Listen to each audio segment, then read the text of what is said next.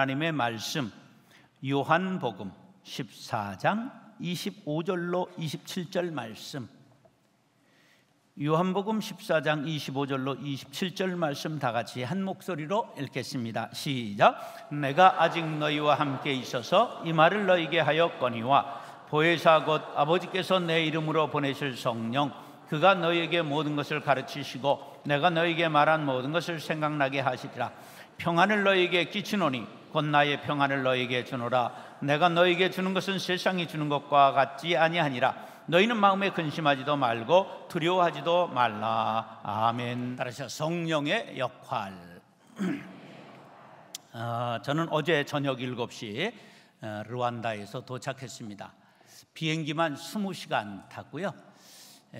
여기서 도하에 가고 도하에서 또 3시간 쉬었다가 그리고 엔테베에 가서 또 내려서 1시간 쉬었다가 그리고 키갈리라는 르완다의 수도에 가서 거기서 또 3시간, 4시간 버스 타고 덜컹거리면서 가는데 얼마나 덜컹거리고 가는지 그걸 아프리카 마사지라고 그러더라고요. 막 전혀 흔들어 주니까. 그래서 이제 하나님의 은혜로 설교 미리 다 준비하고 부목사님들에게 내가 못 쏘면 서라 그리고 원고 다 주고 갔는데 다행히 설 수 있어서 감사합니다. 오늘은 교회의 생일입니다. 우리 교회 생일이 아니라 전 세계 모든 기독교회의 생일입니다. 예수님께서 십자가에 못 박혀 돌아가시고 이제 3일 만에 부활하시잖아요. 그리고 제자들의 몇 번 나타나느냐 하면 11번 나타나십니다. 그리고 이제 제자들과 500명의 성도들이 지켜보는 가운데 하늘로 승천하셨어요. 근데 그 승천하셨을 때 뭐라고 말씀하고 가셨느냐 하면 아버지께서 약속하신 것을 기다려라. 너희는 몇 날이 못되어 성령으로 세례를 받으리라. 내가 성령을 너희들에게 보내주겠다는 약속을 하고 가셨습니다. 그 약속을 믿고 120명의 성도들이 마가다락방에 모여서 아주 간절하게 기도했어요. 그런데 그 열흘간 기도했을 때 불의 혀같이 갈라지는 아주 뜨겁고 강렬한 성령님이 임해서 그들이 전부 성령의 충만함을 받게 된 것입니다. 할렐루야. 자, 그래서 어느 날 왔느냐 하면 6월절에서 예수님이 돌아가셨잖아요. 그리고 이제 부활하시고 이제 40일 땅에서 계시다가 승천하셨거든요. 그래 그때가 50일 절기라는 이스라엘의 그 절기였어요. 그러니까 그 오순절이라는 절기가 뭐가 된 거냐? 성령 강림절이 된 것입니다. 그래 이렇게 중첩되는 여러 가지가 담겨 있어요. 오순절, 또 맥추절, 초실절 뭐 이런 것들이 다 성령 강림절 이런 것들이 한 절기에 혼재되어 있는 뜻이다 그런 말씀이에요.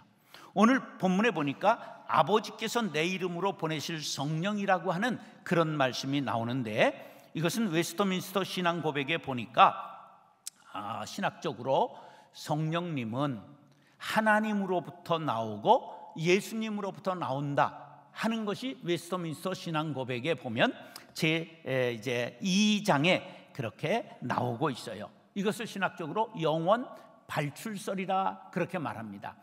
성령은 영원 전에 아버지와 아들에게서 유래하셨다. 그 근거가 뭐냐 하면 요한복음 15장 26절에 보니까 아버지께로부터 나오시는 진리의 성령 그런 말씀이 있어요. 성령은 어디로부터 나온다고요? 하나님 아버지부터 나와요. 그 다음에 갈라디아서에 보니까 그 아들의 영을 우리 마음 가운데 보내사 누구로부터 나온다고요? 예수님으로부터 나온다. 그래서 성령은 하나님으로부터도 나오고 예수님으로부터 나온다. 이것이 신학적으로 맞는 얘기입니다. 그 성령은 여러 가지 일을 하십니다. 우리가 하나님 믿고 예수님 믿고 하나님의 자녀가 되었는데 그 모든 사역, 우리를 구원의 길로 인도하시고 우리에게 지혜를 주시고 은총을 주시고 성결케 하시고 뭐 거룩케 하시는 모든 일을 누가 하시느냐? 성령님이 하시는 일이십니다. 자, 근데 중요한 것은 그러면 성령을 받은 것을 어떻게 알 수 있을까? 한번 옆에 분들하고 인사 나누겠습니다. 성령을 받으셨습니까? 그러면 이제 어떻게 받으셨어요? 그러면 나는 방언을 했습니다. 나는 감격이 막 눈물이 흘렀습니다. 나는 놀라운 은혜가 병도 고쳤습니다. 막 이런 얘기를 할 수 있는데 그것은 성령을 받은 현상입니다. 그러면 어떻게 하면 성령을 받은 것을 알 수 있는가? 그것이 고린도전서 12장 3절에 나와 있습니다. 자, 노란 글씨만 시작. 성령으로 아니하고는 누구든지 예수를 주시라 할 수 없느니라. 자, 보세요. 예수님을 구주로 고백하는 것은 내가 하는 거예요? 성령님이 하시는 거예요? 성령님이 내 마음을 감동해 하시는 거란 말이에요. 예수님을 구주로 믿는 분은 아멘 하시기 바랍니다. 여러분의 의지와 지식과 지혜로 하는 것이 아니라 누가 내 마음을 감동해서 예수를 구주로 고백하게 된다고요? 성령님이. 그러면 성령을 받은 것입니다. 할렐루야. 중요한 거예요. 우리가 성령을 받은 막 뜨겁다, 눈물을 흘렸다, 감격이 있었다, 방언한다는 것은 현상이에요. 중요한 것은 뭐라고요? 내가 예수를 구주로 고백하는가? 그것이 바로 성령을 받은 증표인 줄로 믿으시면 아멘 하시기 바랍니다. 사랑하는 형제 자매 여러분, 우리 모두 성령의 충만함을 받고 성령님의 역할을 오늘 분명히 깨닫고 충만하게 복음의 증인으로 살게 될 수 있기를 예수님의 이름으로 축원합니다. 따라서 성령님은 우리를 보호해 주십니다. 자, 성령님의 첫째 역할은 뭐냐면 우리를 뭐 해 주신다고요? 보호해 주신다. 보혜사 성령, 그런 말 들었죠? 은혜로 보호해 주시는 선생님, 성령, 이런 뜻이 담겨 있는 거예요, 한자로는. 자, 그러면 헬라어로는 무슨 뜻이냐? 파라클레토스인데 파라는 곁에서, 클레토스라고 하는 거는 무슨 뜻이냐 하면 이것은 변호사, 그런 거예요. 그래서 부른다, 이런 뜻이에요. 곁에 부른다. 곁에 부르셔서 우리를 뭐 해주신다? 변호해 주시고 대언해 주시고 위로해 주신다. 파라는 뭐라고요? 곁에. 그 다음에 클레토스는 뭐라고요? 부른다. 곁으로 우리를 부르셔서 늘 성령은 우리와 함께 하셔서 우리를 위로하시고 우리를 대언해 주시고 변호해 주시는 줄 믿으시면 아멘 하시기 바랍니다. 이에 대하여 25절, 26절은 이렇게 말씀합니다. 시작. 내가 아직 너희와 함께 있어서 이 말을 너희에게 하였거니와 보혜사 곧 아버지께서 내 이름으로 보내실 성령. 여기에서 보면 내가 아직 너희와 함께 있다 하는 말은 조금 있으면 어떻게 되겠다는 거예요? 떠나겠다, 그런 말이. 뉘앙스가 그렇잖아요. 내가 아직 너희들과 함께 있다, 조금 있으면 어떻게 된다고요? 떠난다, 그런 말이에요. 이 말을 너희에게 하였거니와 하는 말씀은 3년 동안 내가 너희들에게 가르쳤거니와, 그런 말씀이에요. 자, 성령님은 바로 우리의 곁에 계셔서 우리를 가르쳐 주시고 우리를 대언해 주시고 위로해 주십니다. 그런데 이제 떠난다 그렇게 말하자 제자들이 이런 걱정을 합니다. 예수님 떠나면 어떡하지? 그러니까 그걸 아시고 이렇게 말씀하셨어요. 그러나 내가 너희에게 실상을 말하노니 내가 떠나가는 것이 너희에게 유익이라. 내가 떠나가지 아니하면 보혜사가 너희에게로 오시지 아니할 것이다. 가면 내가 그를 너희에게로 보내리라. 이게 무슨 뜻이냐 하면 예수님은 육신을 입고 계시기 때문에 예수님이 이 땅에 계시면 몇 사람만 볼 수 있지 전체가 볼 수 없잖아요. 그러니까 영으로 되신 성령님이 오시면 세계 만민 누구에게나 부르고 찾고 사모하는 자에게 함께 계실 줄 믿으시면 아멘 하시기 바랍니다. 그렇기 때문에 내가 가는 게 너에게 뭐라고요? 유익이라, 그런 말씀이에요. 자, 이 보혜사 성령님은 우리에게 뭘 깨닫게 하시냐면 죄를 깨닫게 하세요. 죄는 뭐냐? 예수를 믿지 않는 게 죄입니다. 하말티아라고 말하는 죄라는 원어는 관역을 빗나갔다는 뜻이에요. 여러분의 인생의 모든 관역이 예수를 통과할 수 있게 되기를 간절히 바랍니다. 그렇지 않으면 산으로 가서 산신령 찾고 우상을 섬기고 물질을 섬기고 과학을 신봉하고 인간을 섬기게 되는 것, 이것이 바로 관역을 빗나간 죄를 짓는 것이다, 그런 말이에요. 그럼 죄를 지면 어떻게 돼요? 반드시 심판이 따르게 되는 거예요. 자, 10여 년 전에 98세 된 할아버지가 독일에서 붙잡혔어요. 그리고서는 종신징역형을 받았어요. 몇 세의 할아버지가? 89세였구나. 98이 아니라 거꾸로 89세. 지금 98세 됐어요. 그러면 뭔 큰 죄를 졌길래 이게 90다 된 할아버지가 종신형을 받았는가?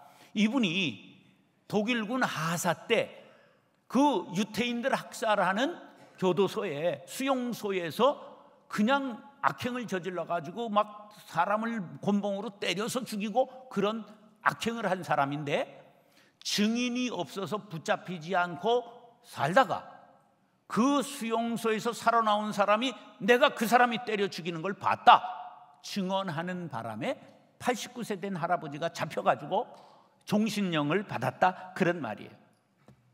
증인은 이와 같이 중요한 역할을 합니다. 성령은 우리가 하나님 앞에 설 때에 우리의 죄에 대하여 증언하십니다. 뿐만 아니라 우리가 하나님 앞에 설 때에 의에 대하여도 증언하십니다. 이 사람이 바로 예수님을 구주로 고백하는 사람인 것을 내가 압니다. 그러면 우리는 천국길로 가는 것입니다. 할렐루야. 자, 요한복음 14장 16절 18절 시작. 내가 아버지께 구하겠으니 또 다른 보혜사를 너희에게 주사 영원토록 너희와 함께 있게 하리니 내가 너희를 고아와 같이 버려두지 아니하고 너희에게로 오리라. 할렐루야. 우리가 때로는 외롭고 힘들고 고아와 같은 때가 있잖아요. 그런데 그때도 위로해 주시고 억울함을 당할 때 변호해 주시고 복음을 담대하도록 대언자가 되어 주실 뿐만 아니라 우리를 영원히 보호해 주시는 위로자 되시고 보호자 되시는 성령님을 찬송하시기 바랍니다. 사랑하는 형제 자매 여러분, 보혜사 성령님을 모시고 의롭고 경건하게 살고 복음을 담대하게 증거하는 복음의 증인들 될 수 있기를 예수님의 이름으로 축원합니다. 따라서 성령님이 임하시면 지혜를 얻습니다.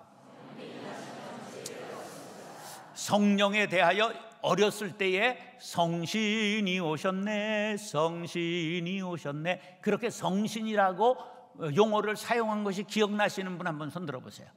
다 기억나시죠? 그런데 왜 성신을 성령이라고 하느냐? 신학자들은 이런 말을 해요. 한국은 유교 500년을 지냈지만 유교 정신이 다스린 게 아니고요, 신라 천년, 고려 천년을 불교가 다스렸지만 불교가 우리 근본에 있었던 것이 아니라 샤머니즘, 무당을 따라가는 무당 종교가 우리의 심성 속에 있었기 때문에 성신이라고 하니까 막 그 무당이 신이 내릴 때 황홀경에 빠지고 전부 탈원 상태에 빠져서 정신이 없어야 성령을 받는 것으로 오해한다는 거죠. 그런데 성령은 무슨 영이라고요?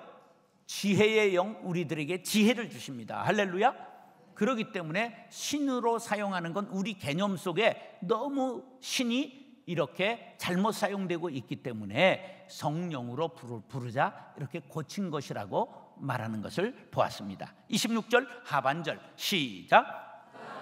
모든 것을 가르치고 내가 너에게 말한 모든 걸 생각나게 하시리라. 첫 번째는 가르치고 두 번째 뭐 한다고요? 생각나게 한다. 자, 지혜의 영이신 성령이 임하실 때 제자들에게 임한 변화는 뭐냐 하면 3년 동안 예수님이 가르치셨을 때 이해하지 못하던 것을, 무심히 지나쳤던 것들을 성령을 받으니까 뒤늦게 깨닫게 되었다, 그런 말이에요. 자, 이런 예를 보면 이래요. 요한복음 2장에 예수님께서 제자들에게 이럽니다. 저 성전을 헐어라. 내가 며칠 만에 지으리라. 3일 만에 다시 세울 것이다, 이렇게 말씀하세요. 그러니까 제자들이 야, 우리 예수님 뻥이 세다. 저게 헤롯이 46년간 지은 건물인데 무슨 수로 3일 만에 짓지? 이렇게 의아했다, 그런 말이에요. 그런데 예수님께서 십자가에 달려 죽으셨다가 며칠 만에 다시 사셨다고요? 3일 만에. 그들이 성령을 받으니까 그때 3일 만에 다시 세우리라 했던 것은 저 보이는 성전이 아니라 바로 예수님의 부활을 뜻하는 것이요, 우리 육신에 그 성령이 들어와 계시면 우리가 성전이 되는 것이구나, 바로 그 예수님이 부활하실 것을 예언하신 것이구나 하는 걸 깨닫게 되었다, 그런 말이에요. 그러니까 성령이 임하시면 이전에 무심히 흘려보냈던 것, 배웠으나 잘 깨닫지 못했던 것, 그런 걸 밝히 이해하게 된다, 그런 말씀입니다. 그래서 세족식을 할 때 예수님께서 허리에 수건을 두르셨잖아요. 그리고 베드로의 발을 씻어주려고 그러니까 베드로가 어떻게 내가 선생님 발 닦아야지 선생님이 제자의 발을 씻습니까? 난 못합니다. 그런데 예수님이 그럼 내가 너와 상관없다. 그러니까 할 수 없이 발을 닦았어요. 근데 그때 뭐라고 말씀하셨냐면 내가 하는 일을 너희들이 지금 무슨 일인지 모른다. 그러나 이후에는 알게 되리라. 요한복음 13장에 그렇게 말씀하셨어요. 그리고 예수님이 부활하시고 나니까 성령이 임하시고 이들이 그걸 깨닫게 됐어요. 바로 이 허리에 동인 수건은 너희들은 겸손으로 허리를 동이라는 그러한 뜻인 걸 알았어요. 너희들은 겸손하게 세상 사람들을 섬겨야 된다는 것을 깨닫게 되었어요. 그래서 베드로가 자기가 성령을 받아 성경을 기록할 때 베드로전서 5장 5절에 보니까 겸손으로 허리를 동이라 이렇게 말씀을 남기고 있는 것입니다. 그래서 성령의 역사는 창의적인 것이 아니라 기억나게 하시는 역사입니다. 성령의 역사는 환상적인 것이 아니라 이미 보고 들은 것을 기억나게 하시는 것임을 기억하시기 바랍니다. 그래서 이런 것이 가능합니다. 시작. 말씀이 있는 곳에 성령이 역사하고 설교가 선포되는 곳에 성령이 역사한다. 다시 시작. 말씀이 있는 곳에 성령이 역사하고 설교가 선포되는 곳에 성령이 역사한다. 자, 성령이 임하시면 무식한 사람이 유식해집니다. 왜? 지혜의 영이 임하시기 때문입니다. 대표적인 사람의 예를 들면 D.L. 무디라고 하는 사람은 19세기 미국이 낳은 최고의 전도자인데요. 이분이요 1837년 태생인데 중학교 졸업하고는 가난했기 때문에 직업전선에 들어가서 구두 수송공을 했어요. 제화 공장에서. 그런데 17세 때 큰 성령의 충만한 은혜를 받고 뜨거워서 견딜 수 없어 목사님을 찾아왔어요. 내가 주일학교에서 어린아이들을 가르치고 싶습니다. 그러니까 목사님이 걱정이 됐어요. 이 배우지 못한 무식한 무디가 선생님을 하겠다니 교회에서 봉사를 하겠다는데 하지 말라고 그럴 수는 없고 목사님이 지혜를 발휘했어요. 다음 주일날 주일학교 시간이 몇 시니까 그때까지 오십시오. 그래가지고 신나서 양복을 입고 무디가 주일학교 선생님으로 이제 가니까 무디 선생님 여러분에게 소개합니다. 근데 반은 학생이 없습니다. 그래서 무임소 장관을 시킨 거예요.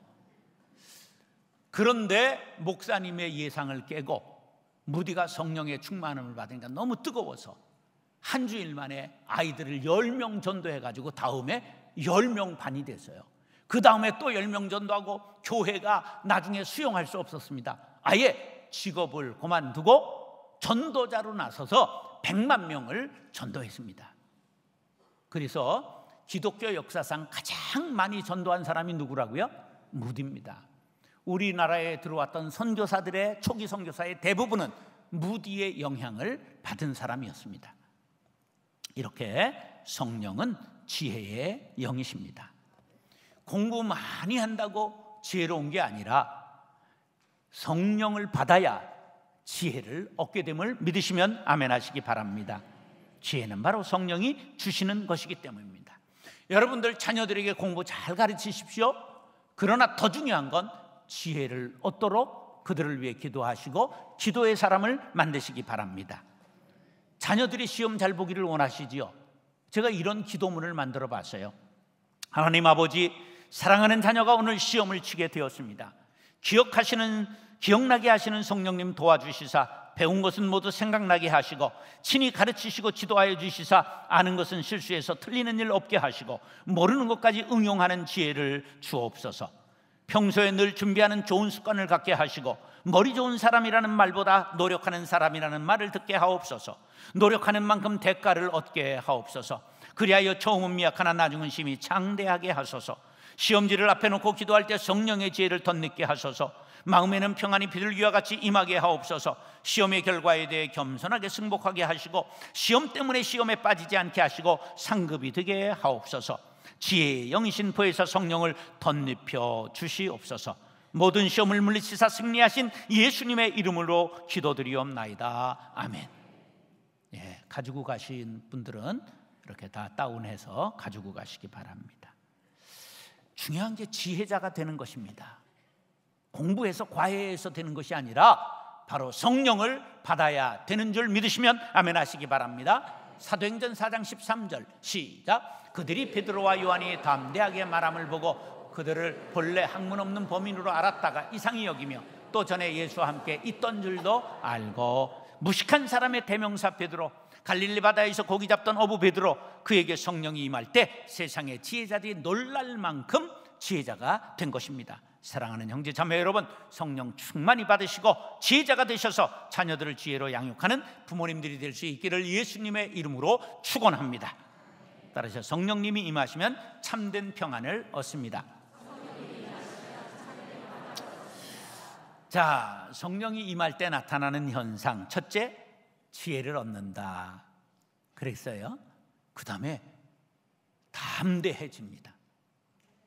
성령을 충만히 받던 제자들이 두려워서 문을 닫고 마가다락방에 숨어 있었다가 그들이 문을 확 열고 예루살렘으로 나아가 담대하게 복음을 전하기 시작했습니다. 너희가 십자가에 매달아 죽인 예수가 살아났다. 그가 우리의 구주가 되셨으니 예수 믿고 구원받아라. 담대하게 외쳤습니다. 하루 3,000명, 5,000명씩 구원을 얻게 된 것입니다. 그러자 대제사장과 바리새인들이 제자들을 감옥에 쳐넣었어요. 사회 소란죄를 적용한 것이죠. 그러면서 감옥에 계속 넣어두기가 좀 뭐하잖아요. 떠들었다고 감옥에 가뒀으니까. 그래가지고 불러내서 한번 봐줄 테니까 다시는 예수 전하지 말아라, 허튼 소리 하지 말아라, 그렇게 하고 훈방합니다. 근데요, 옛날 같으면 굽신거리고 날이 봐주셔서 고맙습니다 이러고 꼬리를 감추고 달아날 터인데 눈을 똑바로 뜨고 재판관을 바라보더니 하는 소리가, 하나님 앞에서 너희 말 듣는 것이 하나님의 말씀을 듣는 것보다 옳은가 판단하라. 우리는 보고 들은 것을 말하지 아니할 수 없노라. 할렐루야. 자, 골라보세요. 이들이 담대해진 원인, 첫 번째, 해병대 훈련을 마쳤다. 두 번째, 공수훈련 받았다. 세 번째, 열받았다. 아니면 약 먹었다. 몇 번입니까? 없어요. 성령을 받았기 때문입니다. 사도행전 1장 8절 시작.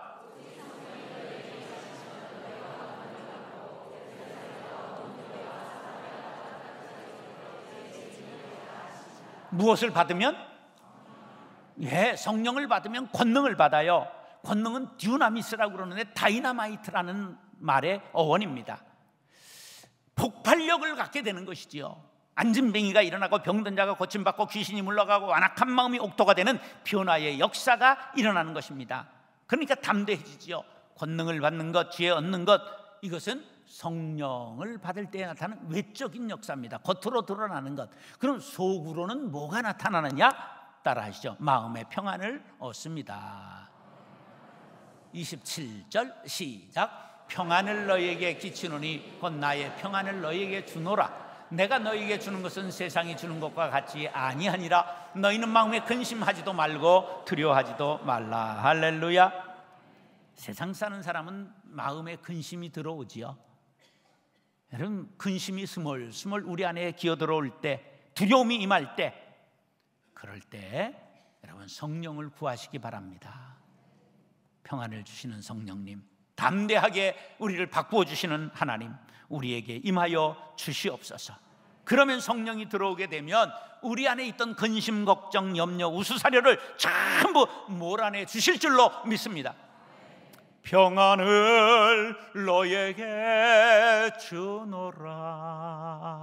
세상이 줄 수 없는, 우리 다 같이 한번 반주에 맞춰서 부르겠습니다.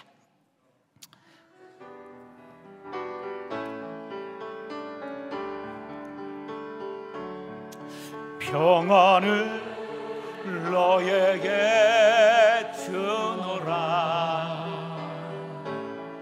세상이 줄 수 없는, 세상이 알 수도 없는 평안, 평안, 평안,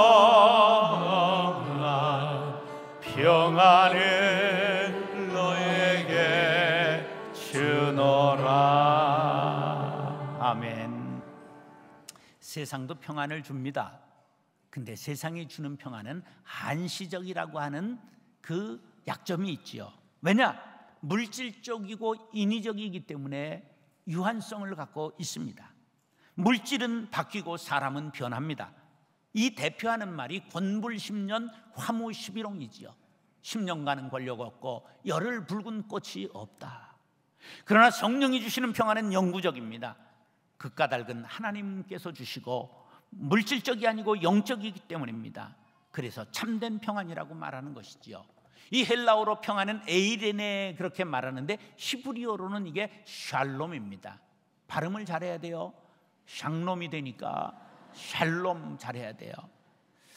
우리 모두가 정말 성령을 받고 하나님의 역사하심에 의해 성취된 평화, 구원받은 심령이 누리는 이 평안을 갖게 되시기를 축복합니다.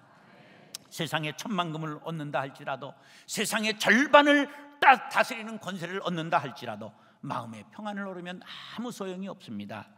이 유대 제국을, 유대 왕국을 무너뜨린 느부갓네살이라고 하는 황제가 있죠.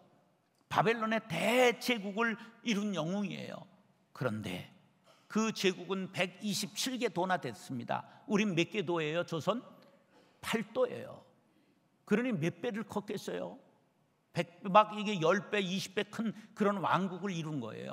그럼에도 불구하고 그가 586년에 이스라엘을 전부 유다 왕국을 멸망시키고 복속시키고 큰 신전을 지었는데요, 세계 7대 불가사의라는 공중정원을 지은 사람이에요. 그럼에도 불구하고 마음의 평안을 잃어버리니까 미쳐버렸어요. 그래서 그는 소처럼 광야에서 풀을 먹었고 몸이 하늘 이슬해졌고 머리털이 독수리 털과 같았고 손톱은 새의 독수리 발톱같이 되었다고 다니엘 4장 33절에 말씀합니다.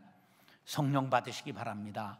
그러면 세상에 우리가 가난해도 힘들어도 마음에 참된 평안이 임하게 될 줄로 믿습니다. 요한복음 16장 33절 시작. 이것을 너희에게 이르는 것은 너희로 내 안에서 평안을 누리게 하려 함이라. 세상에서는 너희가 환난을 당하나 담대하라. 내가 세상을 이겼노라. 할렐루야. 예수 안에서 성령 충만함을 받고 참된 평안을 누릴 수 있게 되기를 예수님의 이름으로 축원합니다. 따라서 성령의 역할 보호해 주십니다. 지혜를 주십니다. 참된 평안을 주십니다. 네, 우리 결단의 기도를 묵상으로 1분간 드리겠습니다. 사랑과 은혜가 풍성하신 아버지 하나님, 성령님 내 안에 오시옵소서. 불안한 마음을 깊은 심령을 확장하고 주시고 성령 주시는 평안으로 함께 도와주시고 지혜를 얻게 도와주시고 주님으로 인하여 기쁨 얻고 오늘 들어갈 수 있도록 제자를 같이 복부진을 삶을 다짐하고 주여 역사해 주시고 주님 할렐루야. 사랑과 은혜가 풍성하신 아버지 하나님, 오늘 성령 강림 주일에 성령의 충만함을 간구합니다.